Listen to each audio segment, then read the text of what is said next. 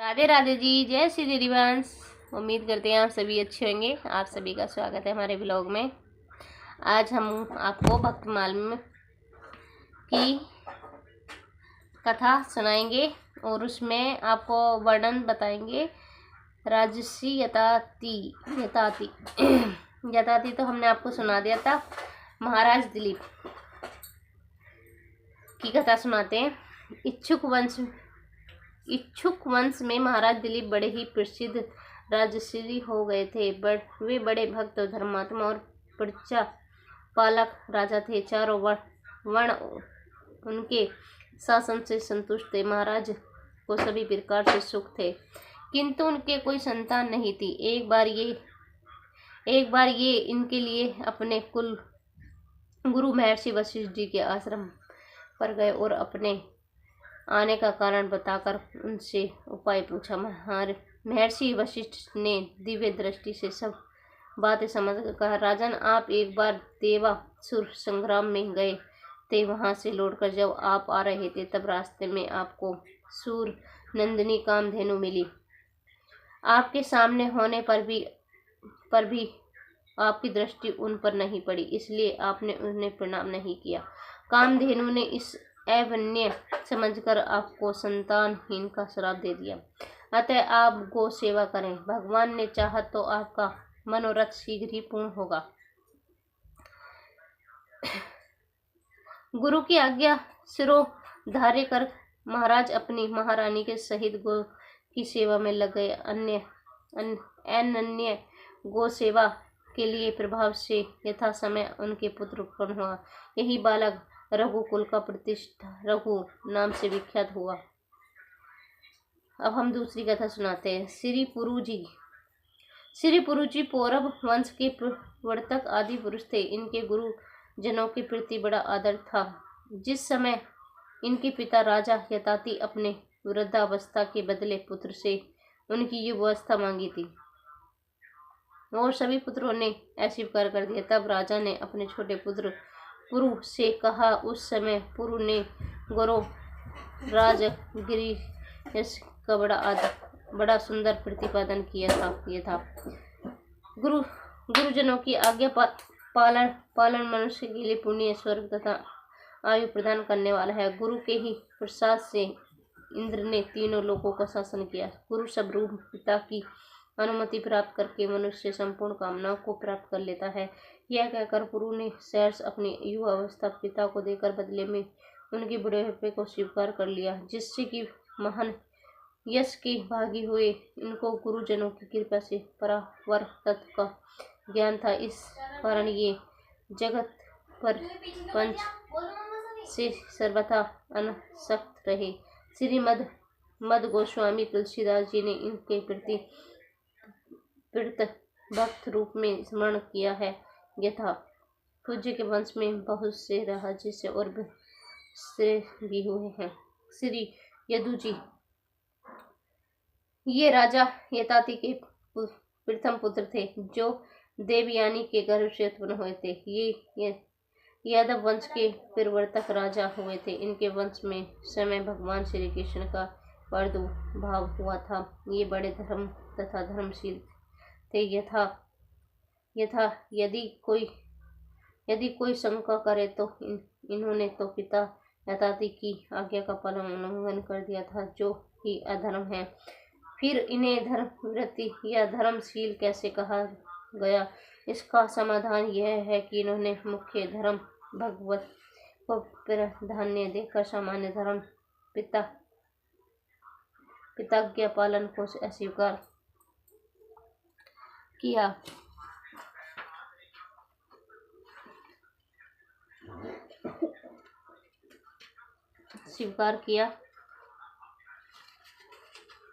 और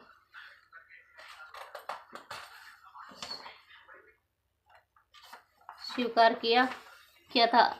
अतः अधर्म नहीं था। वास्तविक धर्म तो भगवत भक्ति ही है। यह था। और पिता की आज्ञा मानकर जरा अवस्था को स्वीकार करने से भगवत जनने में बाधा पड़ी। जन अवस्था साधन्योपयोगी नहीं कह गई। कही गई।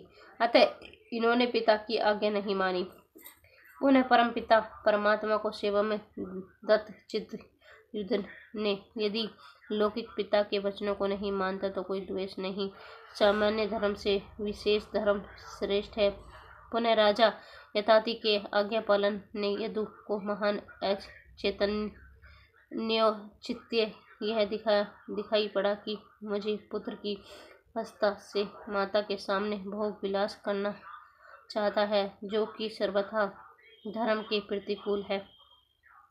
पुनः हरिवंश पुराण में वर्णन आता है कि किस यदु जी ने किसी ब्राह्मण को उनके अनिष्ट कार्य की पूर्ति का वचन दे दिया था। जरा व्यवस्था के अंगीकार करने पर वह कार्य संपादन असंभव हो जाता था, इसलिए भी पिता की आज्ञा नहीं मानी। इसमें यदु जी की ब्रह्मता प्रदर्शित होती है। पुनः यदि यदु जी ने पिता की एक आज्ञा नहीं मानी तो उनके प्रायश्चित के लिए संपूर्ण जीवन धर्म चरण में बिताया, और इनके धर्मशील परम प्रमाण तो यह है कि स्वयं भगवान इनके कुल में जन्म लिए। श्री यदु जी महाराज भगवान दत्तात्रेय जी से ज्ञान प्राप्त कर जीवन मुक्त हो गए। राधे राधे राधे राधे। अब हम आपको श्री गृह निषाद जी की कथा सुनाते हैं। ये भगवान श्री राम के अत्यंत प्रिय सखा थे। जाति के निषाद एवं श्रृंगभेरपुर के राजा थे। शिव पुराण में इनके पूर्व जन्म का प्रसंग प्राप्त होता है तथा इस प्रकार से एक जंगल में गुरु ग्रह नाम का एक भील रहता था। जीवों की हिंसा करना उसका सहज कर्म बन गया था। उसी से वह परिवार का पालन पोषण करता था। महाशिवरात्रि का दिन था। वह प्रातःकाल ही शिकार को ही टोहने में घर से निकल पड़ा, परंतु देव योग से उस दिन उसे कुछ नहीं मिला। संध्या हो गई। घर के लोग भूखे बाढ़ देखते होंगे, अतः अश्वस्य में कुछ लेकर ही लौटना चाहिए। यह विचार करके वह भील एक जलाशय के समीप के बेल के वृक्ष पर चढ़ गया। उसके नीचे एक शिवलिंग था। रात्रि के प्रथम पहर में एक हरणी जल पीने के लिए जलाशय आई। भील हर्ष होकर अपना धनुष बाण संभालने लगा। इसी में उसका शरीर के हिलने से कंधे पर लटकती हुई जल भरी तंबू से कुछ एक जल छलककर श्री शिवलिंग पर जा पड़ा। तब धनुष बाण के संचालन ने बेल पत्र भी टूटकर शिवलिंग पर जा पड़ा।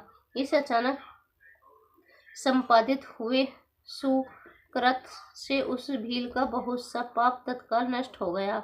इतने में ही हरणी की दृष्टि व्याध बर गई। वह उसके अभिप्राय को समझकर बोली, व्याध, मैं अपनी बच्चे को अपनी बहनों के अथवा स्वामी को सौंपकर अभी आती हूँ, फिर तुम मुझे मारकर अपने उदर पूर्ति कर लेना। मैं शपथ पूर्वक कहती हूँ, मेरे विचारों का विश्वास करो। असमत संपन्न सर्ववचन के पूर्ण प्रभाव से वाघन ने दया करके उस हिरणी को छोड़ दिया। थोड़ी देर बाद उसी हिरणी की बहन दूसरी हिरणी वहीं जल पीने के लिए आई। उसको वध का उद्योग करते समय पुनः पूर्ववत जल और बिलव दल शिवलिंग पर जा गिरा। इस हिरणी ने भी व्याध से पहली हिरणी के समान ही वर्ता की। व्याध ने इसे भी छोड़ दिया। इतने में एक हष्ट पुष्ट हरण जलाशय की ओर आता दिखाई पड़ा। पुनः उसको भी वधोद्योग में सहज शिव अर्चन संपन्न हो गया। व्याध का अभिप्राय समझकर हिरण ने भी यह निवेदन किया कि मैं अभी अभी अपने बच्चे को उसकी माता के हाथों सौंप कर आता हूँ। व्याध यद्यपि स्वयं बहुत भूखा था, परिवार के लोग अत्यंत क्षुधित होकर उसके आने की बाट देख रहे थे, परंतु शिव जी की कृपा से उसके समस्त पाप नष्ट हो गए, हृदय शुद्ध हो गया। शिवरात्रि के दिन उसने जो अनहय व्रत एवं शिव अर्चना कर लिया था, उसके स्वरूप उसे आशुतोष और ओधर दानी शिव की कृपा प्राप्त हो गई थी। व्याध ने दया पर वश हो मृग को भी छोड़ दिया। निवास स्थान पर पहुंचने पर जब मृग और दोनों मृगनी मिले तो परस्पर विचार विमर्श कर उन्होंने यही निर्णय किया कि हम सब लोग मिलकर व्याध के पास चले, क्योंकि सबने सत्य की सौगंध खाई है। माता पिता को जाते देख बच्चे भी साथ लग गए। इस मृग समूह को देखकर व्याध को बड़ा ही हर्ष हुआ और धनुष पर बाण साधन करने का उपक्रम करने लगा, परंतु जल और विल दल शिवलिंग पर जा गिरा। उस व्याध के पाप तो पहले ही पूजन के प्रभाव से नष्ट हो गए, इस बार तो उसे दया के साथ विवेक भी प्राप्त हो गया। व्याध को सहसा बड़ी ही आत्म गलीन हुई कि ये पशु होकर भी कितने परमानिष्ठ है और मैं मनुष्य होकर भी परमार्थ को कि कौन कहे स्वार्थ से भी विमुख रहा। उचित रीति से मैं उदर पूर्वक पूर्ति करने में असमर्थ रहा। धन्य है ये मृग और मेरे जीवन को बार बार धिक्कार है। इस प्रकार ज्ञान संपन्न होने पर व्याध ने अपने बाणों को रोक लिया और कहा, श्रेष्ठ मृगो, तुम धन्य हो, तुम्हारा कल्याण हो, तुम जाओ। व्याध के ऐसा कहने पर भगवान शिवजी ने तत्काल प्रकट होकर अपने दिव्य स्वरूप का दर्शन कराया और प्रसन्न होकर सुदुर्बल भक्ति का वरदान देकर बोले, व्याध, एक दिन निश्चय ही भगवान श्री राम तुम्हारे घर आएंगे और तुम्हारे साथ मित्रता करेंगे। वे मृग भी शिव जी का दर्शन करके दिव्य स्वरूप धारण करके शिवलोक को चले गए और वह भील भी कालांतरों में श्रृंगारपुर का राजा निषाद राजगृह हुआ, जिसकी श्री राम में अचिल प्रीति थी। तभी तो कहा गया है कि शिव सेवा कर फल सूत कोई, विरल भक्ति राम पद होई। निषाद राजगृह और श्री राम के प्रथम मिलन की बड़ी मधुर कथा संत महानुभाव इस प्रकार वर्णन करते हैं। निषाद राजा के पिता से और चक्रवर्ती महाराज राज श्री दशरथ जी से बड़ी मित्रता थी। वे समय समय पर श्री अयोध्या आया करते थे। जिस समय श्री दशरथ जी के यहाँ प्रभु का पाद स्वरूप विवाह प्रभाव हुआ, उस समय वे अत्यंत वृद्धक हो चुके थे। लाल को बधाई लेकर तो वे स्वयं आए थे और चारों कुमारों का दर्शन कर परम सुख पाए थे, परंतु एक तो स्वयं जरा थे, दूसरे बालक ग्रह नित्य अयोध्या के लिए मचलता रहता था और सबसे उसने श्री राम को शोभा का वर्णन सुनाया। तब से तो वह श्री अयोध्या जाकर भ्राता और सहित श्री राम का दर्शन करने के लिए विशेष उत्कष्टित करने लगे। आजकल करते करते 5 वर्ष बीत गए। गृह अब कुछ बड़ा हो गया था और उधर राजकुमार भी अवध की गलियों में विवाद निरोध करते हुए बिरने लगे। तब एक दिन वृद्ध पिता ने ग्रहों को श्री अयोध्या जाने की आज्ञा दी। ग्रह के हर्ष का परावार नहीं रहा। भेंट के लिए वन कंद मूल फल तथा चारों राजकुमारों के लिए 4 जोड़ी रू नामक मृग के चर्म से बनी हुई सुंदर पहनियां बगल में दबाए हुए गृह अयोध्या को चल पड़े। हृदय में अनेक मधुर भावनाओं का संजोए हुए पिता के द्वारा सुनाए हुए राजकुमारों के सौंदर्य का मधुवरा का अनुचिंतन करते हुए गृह श्री अवध में आ पहुंचे। मन में विचार आया, प्रथम सरयू स्नान कर लूं, फिर दरबार में चलूं। अतः श्री श्री सरयू तट पर उपहार की पोटली रखकर स्नान करने लगे। तब तक क्या देखते हैं कि 4 बालक उपहार पोटली खोल रहे हैं। बालक बड़े सुघर से थे, देखते ही मन मोह गया। अतः ऊपर से तो उन्हें मना करते हैं, परंतु भीतर से यह हो रहा था कि खेल लो, ले लो, पहन लो, मैं तो आपके लिए ही लाया हूँ। फिर भी ऐसा ग्रह मना करते रहे। बालकों ने पोटली खोल ली, पहन लिया और केले के फल लेकर खाते हुए सूरज तट पर विहरने लगे। ग्रह नाराज भी हो गया और प्रसन्न भी था। स्नान कर बाहर निकला, वस्त्र पहनकर बालकों के समीप पहुंचा। कुछ खींच से पूछा, आप लोग किसके बालक हैं? आप लोगों को मालूम नहीं है कि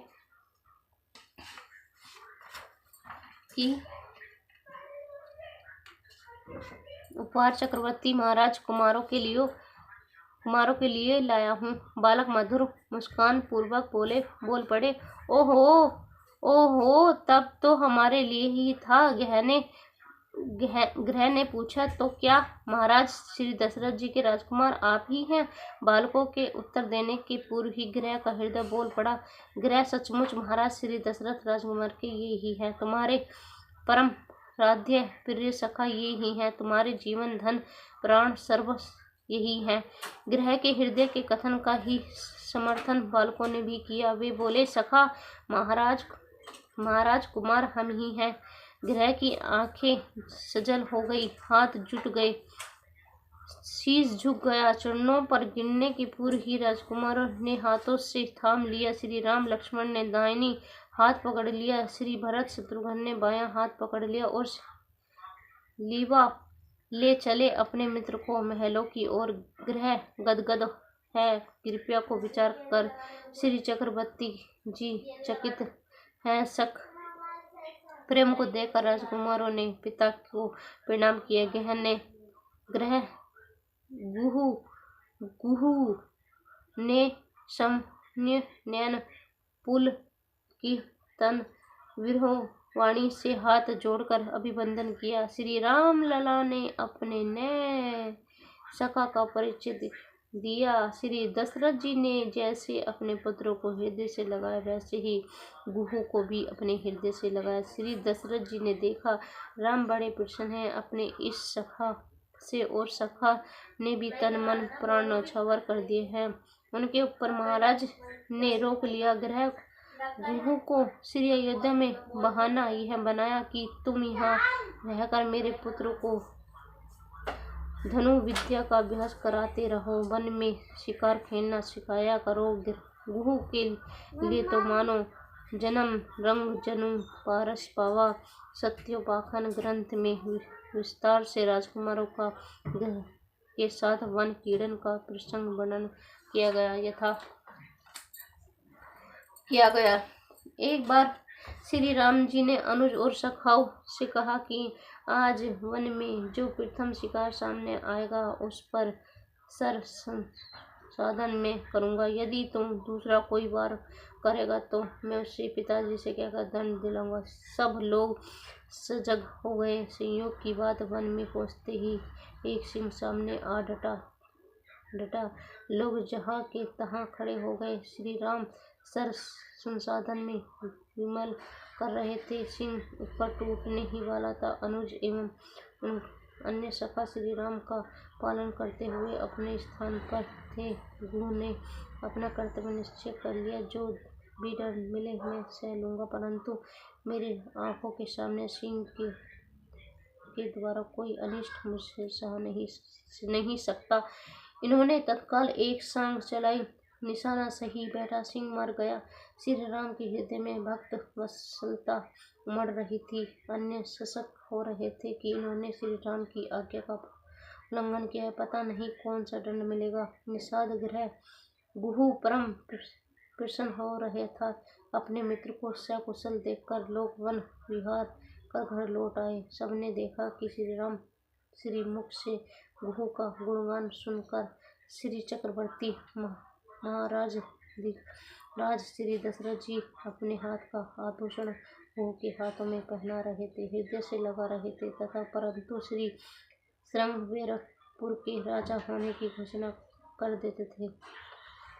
है भगवान श्री राम जब वन जाते समय वीरपुर आए तो उस समय निषाद राज गुहू की वहाँ का राजा था। अपने मित्र को वनवासी के रूप में देखकर उसे बहुत कष्ट हुआ और उसने हाथ जोड़कर विनय की भांति इस